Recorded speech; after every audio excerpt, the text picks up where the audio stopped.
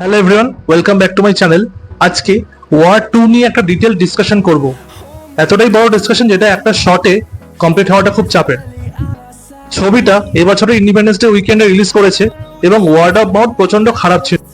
Already অনেক reviewer আর ইউটিউবাররা অনেক কথা বলে ফেলেছে, তাই এসবের মধ্যে না গিয়ে আমরা প্রতিটা সিন ব্রেক ডাউন করব।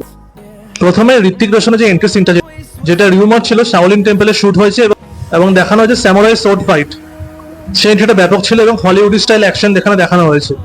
তারপরেই হাই মোমেন্টস হচ্ছে জুনিয়র এনটিআরের এন্ট্রি সিন।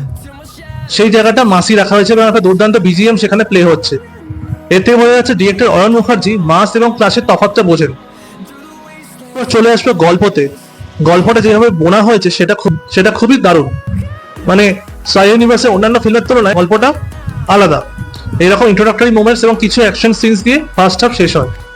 এরপর চলে আসবো সেকেন্ড হাফে কিন্তু ভরপুর অ্যাকশন রয়েছে।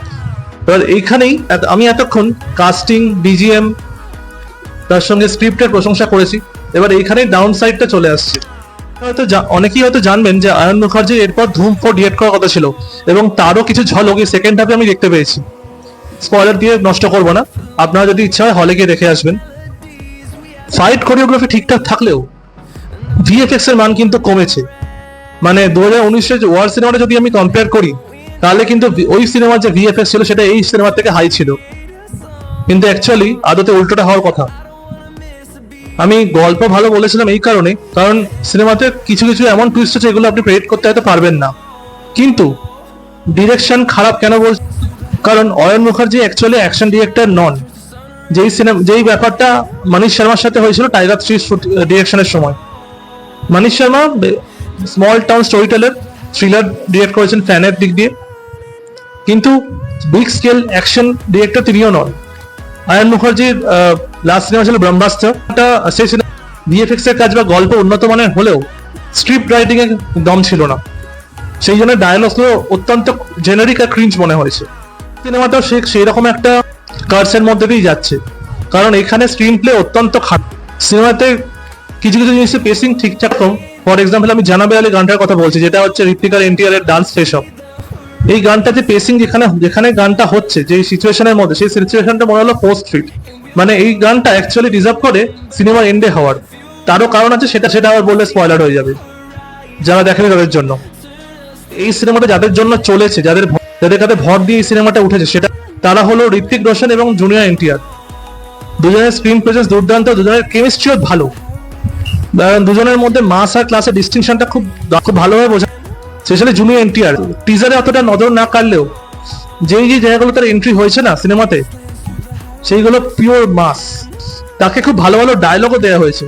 এটা স্ক্রিপ্ট রাইটারের কাজ ছাড়া কিছুই নয়। আর এছাড়া যেভাবে অনিল কাপুরের এন্ট্রি হচ্ছে সিনেমাতে, সেটা একটু ফোর্সড মনে হলো, কারণ এটা এত বড় একটা ইম্পর্টেন্ট ক্যারেক্টার র্যান্ডমলি এন্ট্রি দেওয়া হচ্ছে তাকে, এবং তার কোনো উল্লেখ আগে কোনো সিনেমাতে আমি পাইনি।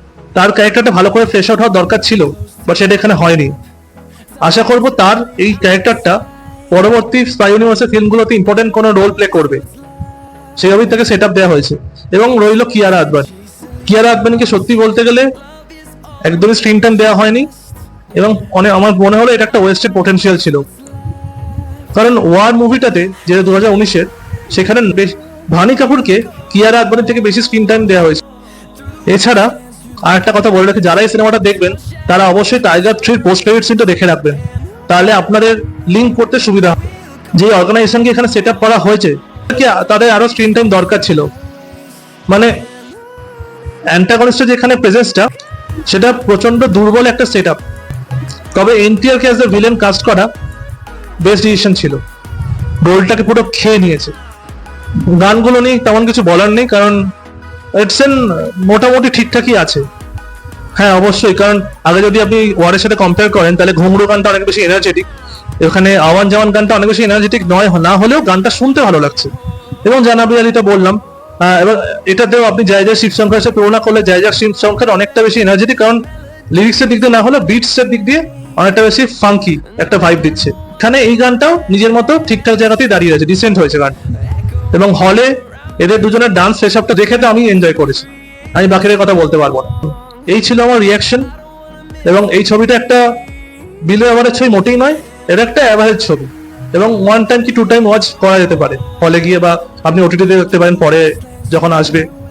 কিন্তু এটা অবশ্যই টাইগার 3 থেকে একটা বেটার ছবি। আগে ওয়ারের লেভেল ম্যাচ না করলেও একদমই নিতান্তই খারাপ ছবি নয়, যতটা বাকি রিভিউয়াররা বলছে।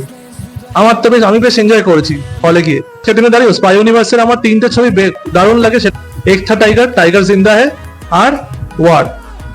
বাকি যেগুলো আছে পাঠান আর টাইগার, সেটা পুরো স্টারডমে চলেছে। এবং এই জন্যই কবিরের যে ক্যারেক্টারটা, সেটা আমার স্পাই ইউনিভার্সের বেস্ট এজেন্ট বলে মনে হয়।